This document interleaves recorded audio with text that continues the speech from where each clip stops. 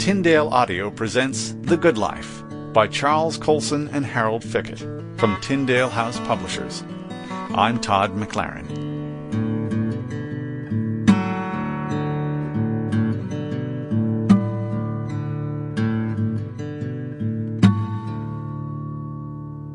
This is a book about the good life. Not the good life touted in Budweiser commercials or on Lifestyles of the Rich and Famous or MTV Cribs, but the good life that you and I want to live when we reflect about what really matters. What makes life worth living? Why am I here? What's my purpose? How can my life be meaningful? These are questions on everyone's mind, both at times of crisis and underneath the surface of daily events. For most of us, life is messy and confusing, filled with paradoxes. We wake up in the night worrying about our jobs, our kids, or the best-laid plans, which suddenly unravel due to the pressures of living in our high-tech, fast-moving world.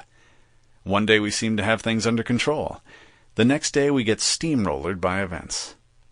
If you haven't experienced this, please write me. You would be the first person I know to have life all together.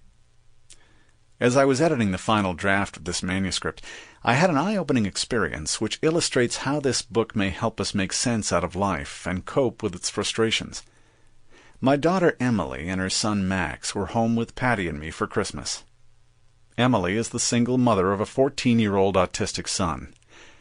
Autistic kids can be loving and wonderful, but they demand special attention because of the problems they have communicating and cognitively processing information.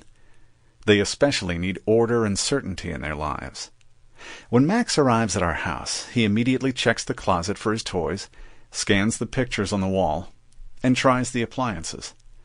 If anything has changed from his last visit, he is visibly distressed. Any unusual noises or changes in a day's schedule can provoke the kind of tantrums common to autistic kids. Meltdowns, as Emily calls them, are serious events to be avoided. At age 14, Max's meltdowns can be cyclones. I've watched Emily help Max through his struggles. One evening we had an unexpected visitor, and Max began to frown and become agitated. Because autistic kids can process information better if they see it rather than just hear it, Emily often uses her artistic gifts to help Max see events through pictures.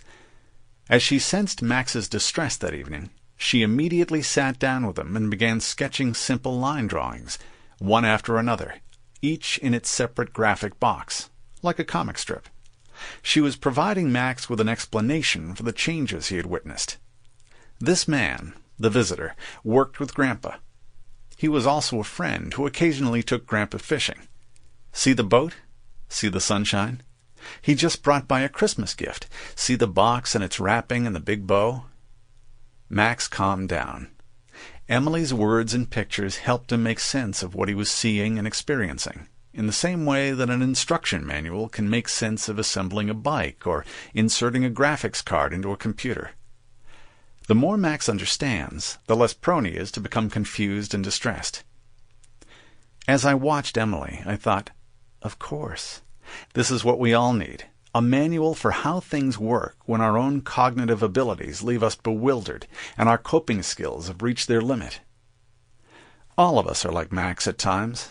We can't figure out what's happening to our world, why we're feeling tense and frustrated.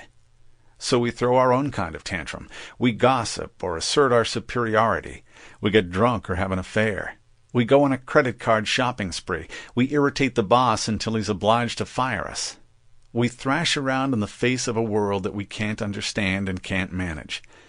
The many ways people act out prove what a challenge life is. Our difficulty in understanding how the world works and how we fit into it has been aggravated, I believe, by the false expectations our culture breeds. We are like people trying to go up the down escalator.